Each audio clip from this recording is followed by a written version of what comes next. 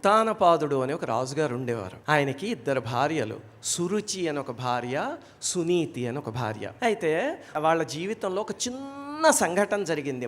నాకు తెలిసి అలాంటి సంఘటన ప్రతి ఇంట్లోనూ ఇన్నిసార్లు జరుగుతుంది, మనం పట్టించుకోం అంతే. ఆ సంఘటన ద్వారా ఒక మహనీయుడు జాతికి అందాడు. ఏం సంఘటన జరిగింది అంటే, ఈ ఉత్తానపాదుడు అనే రాజుగారు కూర్చునున్నారు సింహాసనంలో. అయితే ఈ సురుచి అంటే ఆయనకి ప్రాణం. ఆవిడ అంత అహంకారపూరితమైన వ్యక్తిత్వం ఆ మనిషి. పెద్ద భార్య చాలా మంచిది, కానీ ఆయనకి అంతగా ఆవిడ మీద వాత్సల్యం ఉండేది కాదు. ఒకసారి ఏమైంది, పెద్ద భార్య కొడుకు చిన్న భార్య కొడుకు ఇద్దరు అక్కడ ఉన్నారు. ఉంటే పెద్ద భార్య కొడుకు తొడ మీద కూర్చుందాము అని అనుకున్నాడు. అనుకునేసరికి చిన్న భార్య అక్కడ నిలబడి చూస్తోంది. ఎలాగైనా తిన్ని మెప్పించాలి అని చెప్పి ఆ కుమారుణ్ణి కిందకి తోసేసాడు. చాలా చిన్న సంఘటన. మన ఇంట్లో ఎన్నోసార్లు ఏదో పిల్లవాడు కుర్చీలో కూర్చుంటారే, నువ్వు లేవరా నేను కూర్చోవాలి అని చెప్పి వాళ్ళు లాగేయచ్చు, వాడు కూడా లేచేస్తాడు అంతే అక్కడి నుంచి. కానీ పురాణంలో ఇలాంటి చిన్న సంఘటనలే జీవితాన్ని మలుపు తిప్పుతాయి, మన జీవితాన్ని మలుపు తిప్పుతాయి.